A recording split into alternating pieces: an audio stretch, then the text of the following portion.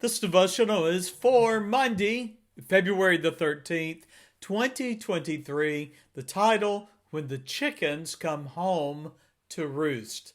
Scripture reading's only one chapter today, Genesis chapter 29. Well, a little bit of the background to lead into the devotion. Fleeing from his brother, who had vowed revenge, Jacob arrived at Bethel. And there the Lord had appeared to him in a vision. Now, facing an uncertain future and far from home, the Lord in chapter 28 had affirmed to Jacob that he was chosen to be heir of the Abrahamic covenant. Now that brings us to Genesis 29. Now I subtitled Genesis 29, Jacob united with his mother's family. Now, Jacob had continued his journey eastward and came into the land of the people of the east. Now, he had traveled at this point some 4 to 500 miles. And we read in chapter 29 and verse 2 that Jacob looked, and behold, a well in the field, and lo, there were 3 flocks of sheep lying by it. For out of that well they watered their flocks, and a great stone was upon the well's mouth. Well, considering the precious nature of water, especially in the wilderness, there was a policy among the shepherds that the stone over the well's mouth would not be removed until all the shepherds gathered with their flocks. You read that in verse 3. Now, far from home, Jacob asked the local shepherds, "Know ye Laban, the son of Nahor?" Now, Laban was his mother's brother, therefore Jacob's uncle. And these shepherds said unto him, "We know him." And he said unto them, "Is he well?" Now, chapter 29, verses 5 through 6. And they said, "He is well. And behold," or look, see, "Rachel his daughter cometh with the sheep."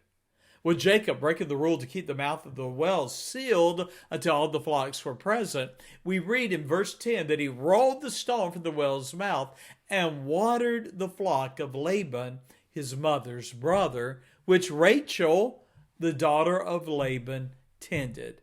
While unable to contain his joy, Jacob kissed Rachel, lifted up his voice, and wept. And we read in verses 11 through 12 that he told her that he was her father's brother, that is, a relative, and that he was Rebekah's son. Rebekah and Laban, as wife said, being siblings. And so she ran, Rachel did, told her father.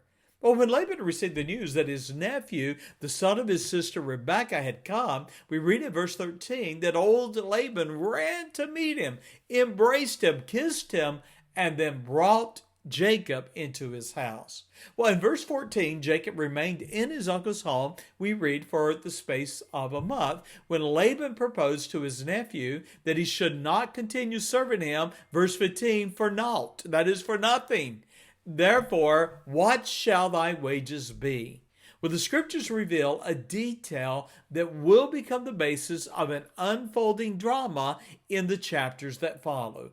Laban, we read, verse 16 and 17 of Genesis 29, Laban had 2 daughters. The name of the elder was Leah. The name of the younger was Rachel. Now, Leah, we read, was tender-eyed. That's a biblical way of describing the fact that she was either weak-eyed or unattractive.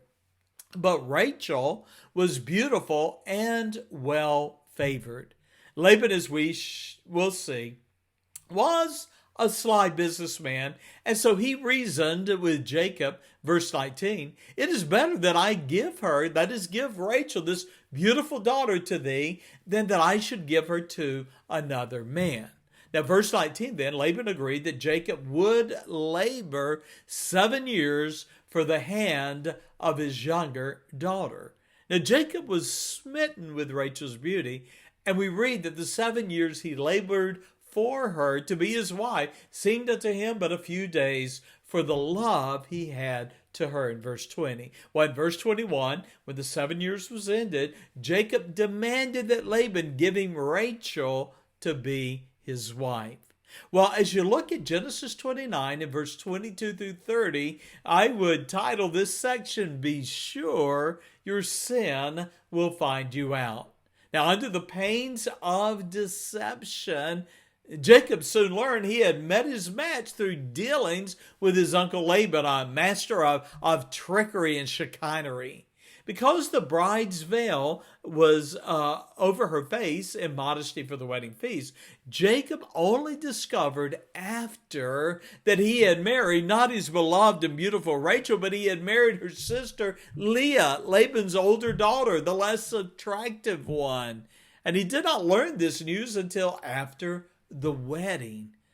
Now, by that point, the marriage, husband and wife, it had been consummated. But nevertheless, Jacob confronted Laban the following morning. We read in verse 25, his marriage to Leah, though made under fraudulent circumstance, nevertheless was binding. Well, Laban, the trickster himself, excused his deceit, supposedly cited a local tradition that a younger sister was forbidden to marry before the older sister. Verse 26. Laban then slyly suggested an arrangement for Jacob to labor another 7 years. If he agreed, he would give him his beloved Rachel as his second wife. Verse 27. Well, Jacob consented to the arrangement and 1 week later took Rachel as his second wife. Now, here's a warning for us all and a lesson to be learned. Making arrangements with men like Laban, men who lack integrity, is risky business. Laban kept his agreement, but Jacob now found himself the husband of 2 wives and entangled in the sin of bigamy. Now, verse 30 and 31, we read that Jacob loved also Rachel more than Leah. And when the Lord saw that Leah was hated or despised or less favored by Jacob, we read that God opened her womb, but Rachel, the younger sister, the one that Jacob loved more, she was barren. Now, here's a closing thought. One passing phrase in this narrative forewarns us of troubles that will follow Jacob's household. Verse 30, Jacob loved also Rachel more than Leah. There's an old idiom, an adage that reads, chickens come home to roost.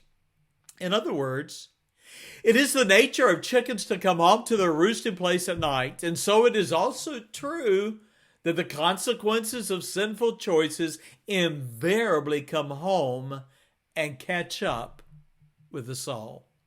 While Jacob's journey took him hundreds of miles from home, his sins against his father and brother had come to be mirrored in the schemes of his father-in-law, to which he fell victim. Well, let's continue in our study tomorrow as we follow the life of Jacob, the miserable conditions he finds working for Laban, his father-in-law, and then the dynamic, tragic friction that we'll find in his household between the 2 wives now, Rachel and Leah. Thank you for joining me and following this Heart of a Shepherd. God bless you and bye-bye.